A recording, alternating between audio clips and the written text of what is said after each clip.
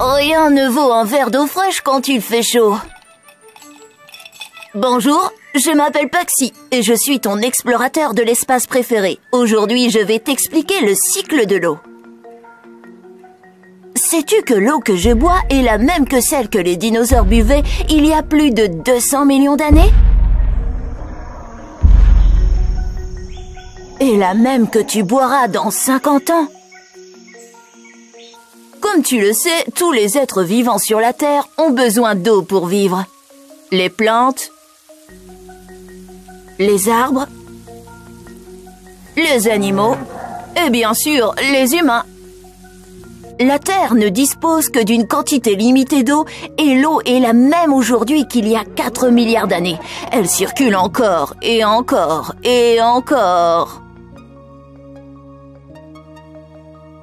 C'est ce qu'on appelle le cycle de l'eau. C'est ainsi que Dame Nature recycle astucieusement l'eau. Viens, je vais te montrer comment ça marche. Quand le soleil réchauffe la Terre, la température de l'eau, des rivières, des lacs et des océans augmente. Cela fait s'évaporer une partie de l'eau dans l'air qui devient alors un gaz qu'on appelle la vapeur d'eau.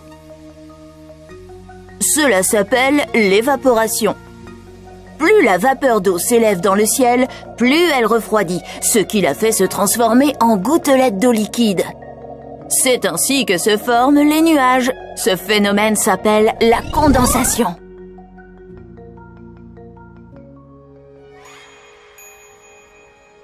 Quand beaucoup d'eau se condense et que l'air ne peut plus retenir toutes les gouttelettes, l'eau retombe sur la Terre. Cela peut prendre différentes formes. La pluie, la grêle, le grésil ou la neige. C'est ce qu'on appelle précipitation.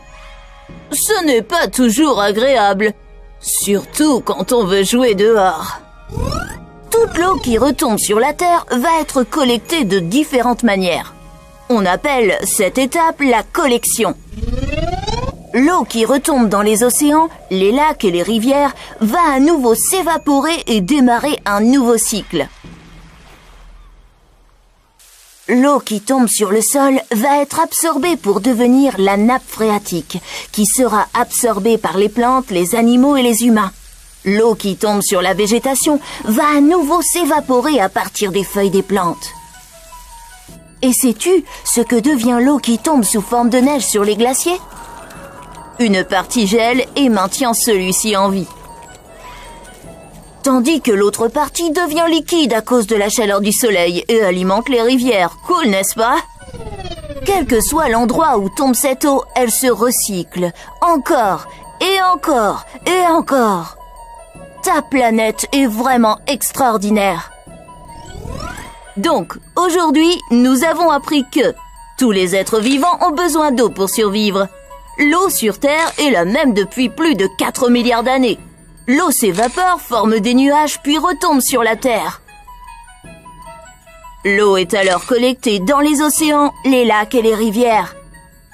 L'eau se recycle encore et encore et encore.